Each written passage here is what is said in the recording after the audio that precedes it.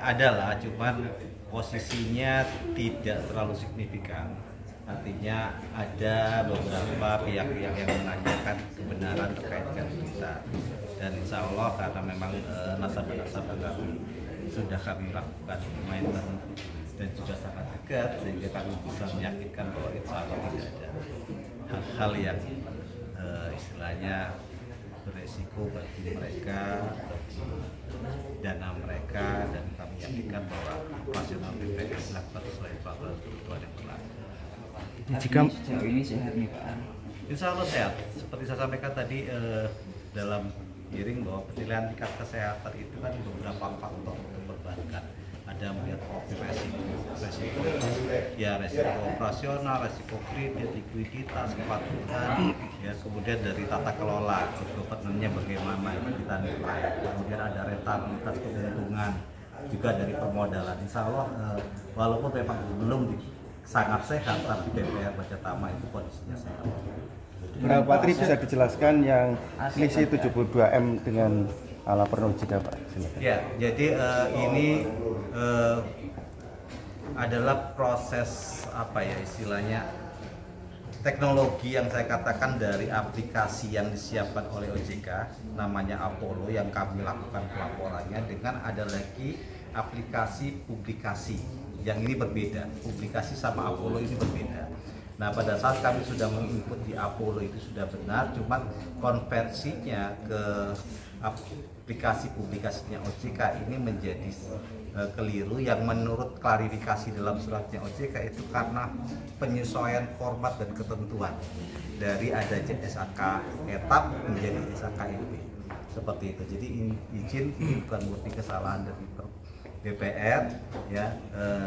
72 ini adalah nilai dari yang salah tadi, antar Bank Aktiva itu 36 miliar karena dia seharusnya plus dia minus, jadi dikalikan 2, 36 kali 2, jadi seperti itu. Tapi insya Allah itu hanya masalah pelaporan yang belum sesuai karena tadi perbedaan aplikasi saja, bukan karena adanya tindak-tindak yang pidana atau kami mengambil hal-hal terkait dengan yang bukan hak kami, bukan seperti itu. Sampai saat ini berapa omsetnya Baca Tama Pak Tri?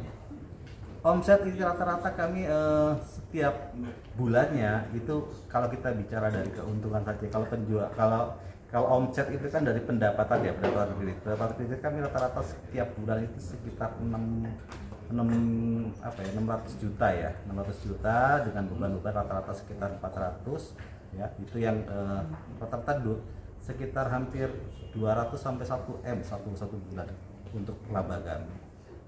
Terkait pelaporan itu Pak Tri, karena statusnya masih unaudit yang di OJK itu. Untuk langkah selanjutnya seperti apa? Atau memang statusnya bakal unaudit terus atau nanti tetap menjadi audit ke depan? Jadi saya tidak tahu aplikasinya di OJK ya. Selama ini kalau alasan mereka bahwa walaupun audit pun mereka kan tidak berani meyakini. Jadi bahasa audit itu akan terus muncul kalau informasi dari OJK, karena mereka tuh hanya mempublish apa yang disampaikan oleh DPR.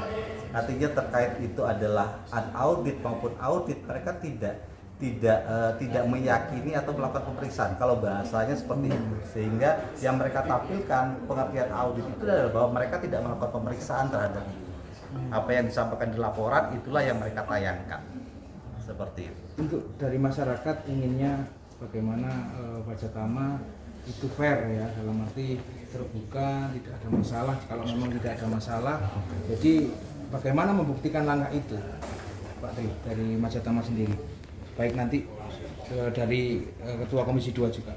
Ya, jadi harapannya kami tentunya saat ini semua perusahaan dituntut untuk good governance ya, artinya tata kelola perusahaan yang baik, yang menganut sistem tarif atau transparansi, accountability, responsibility sama independensi dan fairness ya.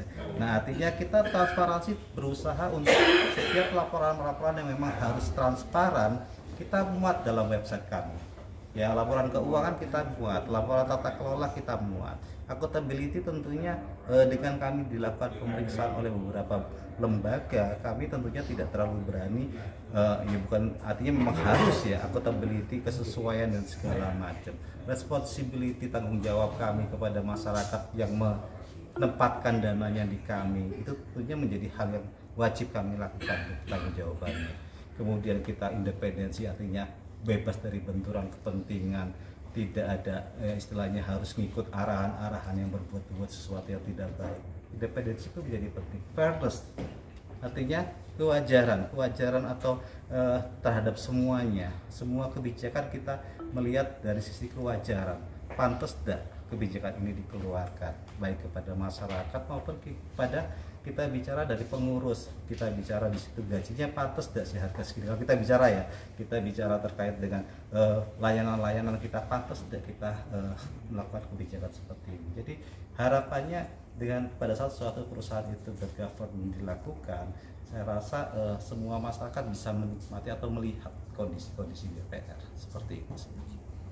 Terakhir Pak, tadi yang direkomendasikan oleh Komisi 2 untuk kemajuan ke depan seperti apa? Tentunya itu dibutuhkan support. Kalau kami tentunya merasa senang ya, saya siapapun pengurusnya nanti, baik saya maupun nanti ke depan, tentunya pada saat ada keterlibatan dari semua stakeholder, semua pemegang kepentingan, tentunya akan senang karena kita bicara yang membedakan BPR Pemda sama BPR swasta tentunya keterlibatan pemerintah daerah di dalamnya, transaksi keuangan pemerintah daerah, kemudian kebijakan-kebijakan daripada, mohon maaf, pemerintah daerah kan ada subsidi bunga, ada penguatan modal, kemudian juga akses terhadap masyarakat desa. Tentunya itu yang diperlukan BPR Pemda, yang membedakannya dengan BPR swasta tentunya.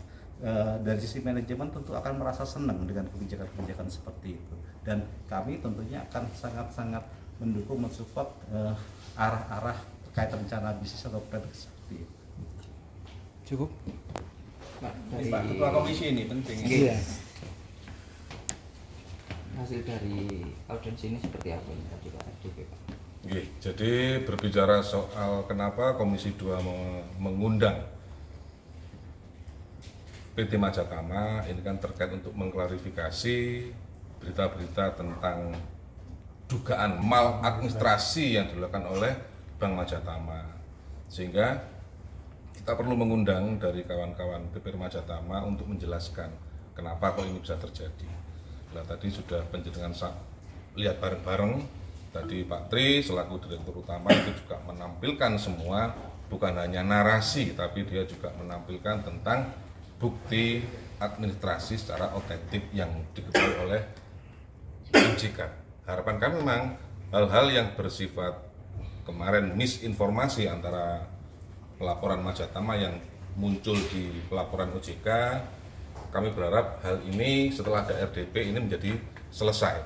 Tadi juga Pak Tri menyampaikan kondisi BPR Majatama menurut audit dari OJK dinyatakan sangat sehat. Seperti itu. Jadi jika kalau jadi gini, masyarakat itu menilai seperti ini. Iya memang kemarin